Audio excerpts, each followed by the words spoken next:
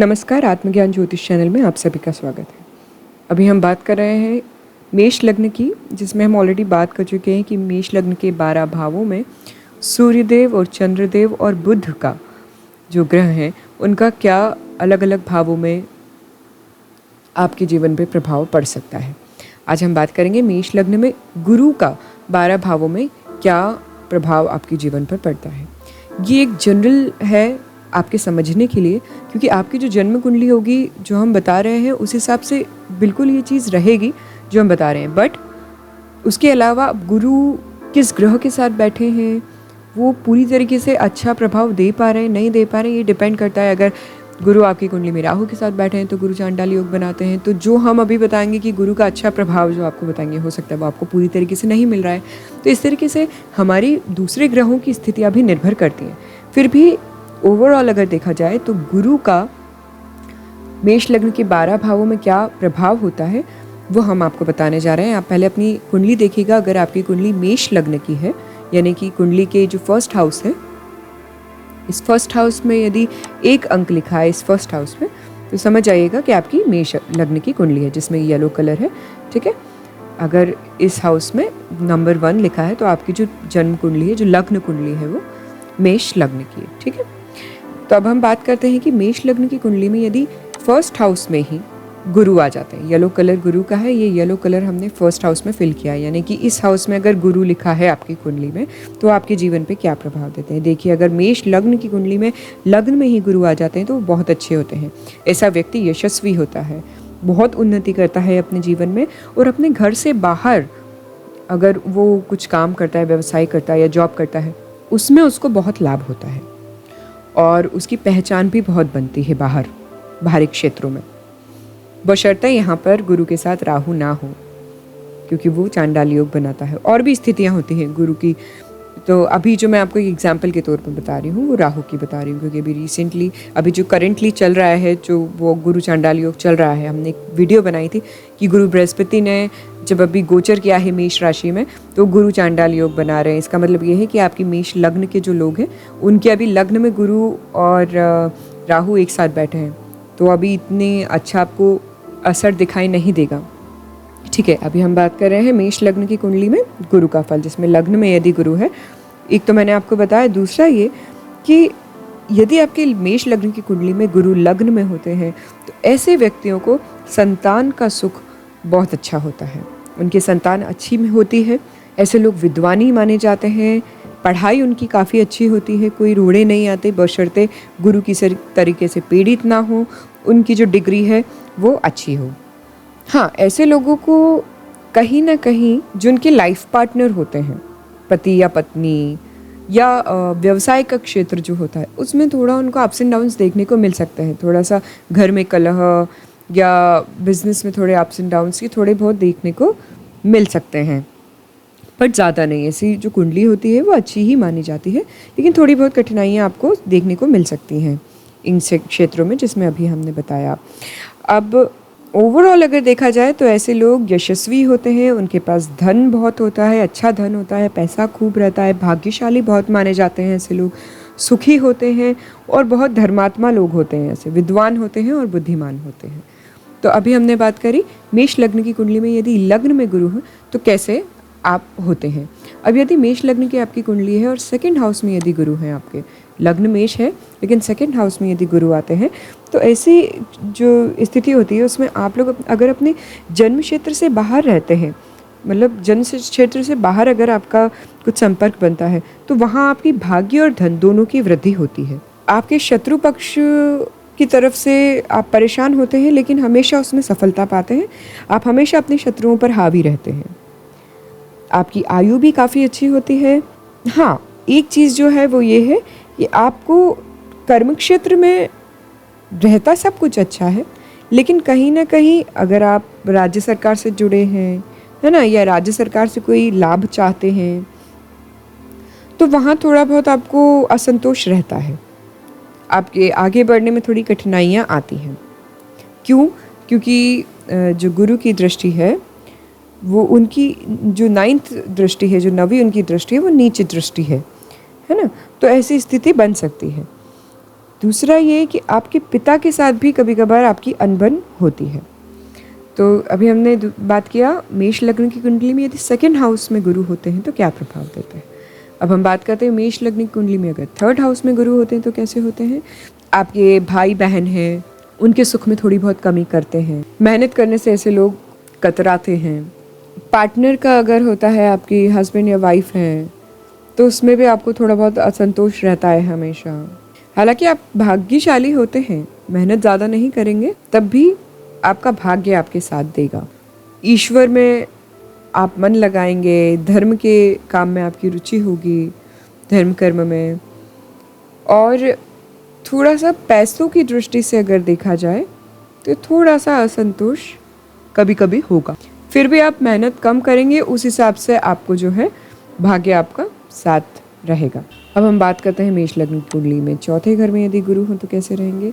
देखिए, मेष लग्न की कुंडली में यदि चौथे घर में गुरु होते हैं तो ऐसे व्यक्तियों को मकान का, माता का, भूमि का खूब सुख प्राप्त होता है। आपकी आयु अच्छी होती है और पिता के साथ थोड़ी आपकी अनबन होती है। माँ से बनती है पर पिता के साथ अनबन होती है। राज्य से संबंधित अगर कोई कार्य है तो उसमें असंतोष थोड़ा बहुत रहता है। आपका खर्च बहुत होता है और अगर आप जन्म स्थान से बाहर कुछ काम करते हैं तो आपको जो है वहाँ से लाभ होता है। ओवरऑल देखा जाए तो ऐसे लोग भाग्यवान माने जाते हैं, धर्मात्मा भी होते हैं और संपत्ति भी उनके पास होती है। उनको माँ से भी बहुत लाभ होता है। मेष लग्न में यदि हम पंचम भाव में गुरु देखें तो कैसे रहते हैं। देखिए, पंचम भाव में वो अपने मित्र की राशि में, सिंह राशि में बैठे होते हैं। ऐसी स्थिति में जो व्यक्ति होता है वो विद्वान होता है, संततिवान होता है। अपनी बुद्धि से वो अपने भाग्यों का उदय करता है, यानी भाग्योदय होता है उसका। कभी कभार उसको अर्निंग जो वो करता है उसमें कभी कभार जो है वो उसको प्रॉब्लम्स आती हैं, अड़चने उसको देखना पड़ती हैं, अप्स एंड डाउन्स उसको थोड़े से देखना पड़ते हैं। बट फिर भी ओवरऑल अच्छा होता है, दिखने में भी अच्छा होता है, स्वास्थ्य भी उसका अच्छा ही रहता है।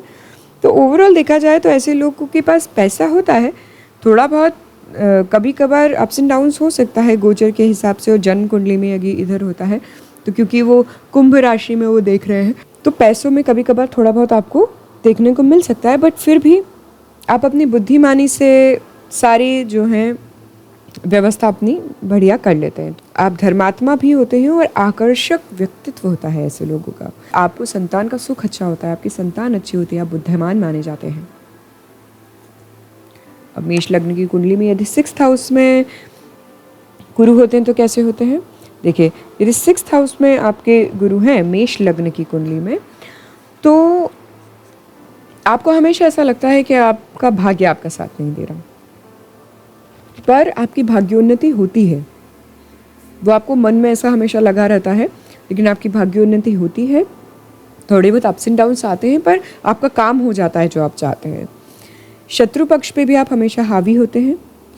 पिता से थोड़ा सा वैमनस्यता थोड़ी बहुत रहती है, या आपकी पट नहीं रही है, या आप दूर रहते हैं उनसे इस तरीके से। राज्य सरकार से संबंधित कार्य में आपको असंतोष बना रहता है। आप खर्चा बहुत करते हैं। तो ऐसी स्थिति में यदि आप जन्मभूमि से बाहर दूर जाके काम करते हैं तो आपको लाभ होता है। और ऐसे लोग जन्मभूमि से बाहर अधिकतर जाते भी हैं जॉब करने के लिए, अर्निंग के लिए। अब मेष लग्न की कुंडली में यदि सप्तम भाव में गुरु हों तो कैसे होंगे। देखिए, मेष लग्न की कुंडली में सप्तम भाव में जब गुरु होते हैं तो आपको कहीं ना कहीं आपकी हस्बैंड या वाइफ से या व्यवसाय के क्षेत्र में भी आपको थोड़ा बहुत कलह सा फील होता है ज़िंदगी भर। और आपकी अर्निंग के जो सोर्स होते हैं उसमें भी आपको लिमिटेड सफलताएं मिलती हैं। आप बड़ा बड़ा सोचते हैं कि आप ये करेंगे, वो करेंगे, इतना चाहिए आपको, पर कुछ लिमिटेड ही आपके पास हो पाता है। दिखने में आप प्रभावशाली होते हैं, अट्रैक्टिव लोग होते हैं और लोग हमेशा आपको बहुत भाग्यवान समझते हैं। भाई बहन का आपको सुख मिलता है, मेहनती होते हैं, पराक्रमी होते हैं ऐसे लोग। कुछ कठिनाइयाँ आती हैं पर भाग्योन्नति होती है और आप सफलता प्राप्त भी करते हैं। 8th हाउस में यदि आपके गुरु हों तो कैसे रहेंगे। आपकी भाग्योन्नति में बहुत बाधाएं आती हैं और कई बार आपको अपयश भी फेस करना पड़ता है। हालांकि आपकी आयु लंबी होती है, खर्च आप बहुत करते हैं, जन्मभूमि से बाहर आपका विशेष संबंध बना रहता है, आप बिजनेस कर सकते हैं तो आपको वहाँ से लाभ हो सकता है, या जॉब के लिए घर से बाहर जाते हैं।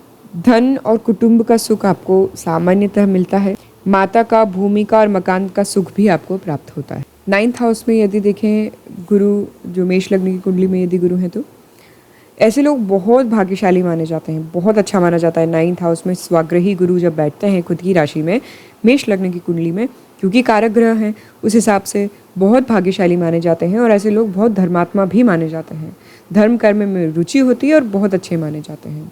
आप दिखने में भी आकर्षक होते हैं, व्यक्तित्व आपका अच्छे दिखते हैं। भाई बहनों का आपको सुख होता है, मेहनती होते हैं, पराक्रमी कहलाते हैं ऐसे लोग। विद्या बुद्धि के क्षेत्र में आपको सफलता सदैव प्राप्त होती है। अपनी बुद्धि से आप अपनी भाग्योदय और करते हैं, और संतान का सुख भी आपको प्राप्त होता है। अच्छा, अब मेष लग्न की कुंडली में यदि 10th हाउस में गुरु होते हैं तो ऐसी स्थिति में पिता से आपकी बनती नहीं है या उनसे दूर रहना पड़ता है। राज्य सरकार से संबंधित परीक्षा वगैरह देते हैं तो स्ट्रगल करना पड़ता है, टेंडर वगैरह में भी स्ट्रगल करना पड़ता है। यहाँ तक कि यदि आप बिजनेस भी कर रहे हैं तो उसमें भी आपको कुछ ना कुछ परेशानी होती है। यानी कि ऐसे लोगों की भाग्योन्नति नहीं हो पाती है देखा जाए तो, जिसके कारण हमेशा उन्हें शिकायत रहता है कि उनका लक काम नहीं करता, वो इतनी मेहनत करते हैं। कुटुंब का और धन का भी बहुत ज़्यादा इनको लाभ नहीं होता है। माता और भूमि का सुख इनको मिलता है। स्पेशली माता का अगर देखा जाए तो इनको माँ का पूरा सुख, माँ का पूरा सपोर्ट मिलता है। भूमि का सुख भी इनको मिलता है। शत्रुओं पे ये हमेशा विजय हासिल करता है और अपना काम भी निकालने में सक्षम होता है ऐसा व्यक्ति। अब मेष लग्न की कुंडली में यदि 11th हाउस में गुरु होते हैं तो ऐसी स्थिति में आप भाग्यशाली होते हैं और अपने भाग्य से धन लाभ भी होता है। आप हालांकि थोड़ी बहुत कमी रहती है कुंभ राशि में, क्योंकि बैठे हैं। भाई बहन और पराक्रम के क्षेत्र में भी ज़्यादा सफलता नहीं मिलती। देखिए, मिलती है पर कहीं ना कहीं असंतोष बना रहता है। कई बार ऐसा होता है कि हम जो चाहते हैं हमको मिल जाता है पर हम अंदर से सेटिस्फाई नहीं हो पाते, वैसी स्थिति हो सकती है। या भाई बहन से आप दूर हैं, ऐसी स्थिति हो सकती है। विद्या बुद्धि और संतान का अगर क्षेत्र देखा जाए तो वो आपके लिए बहुत अच्छा होता है। बुद्धिमान होते हैं ऐसे लोग।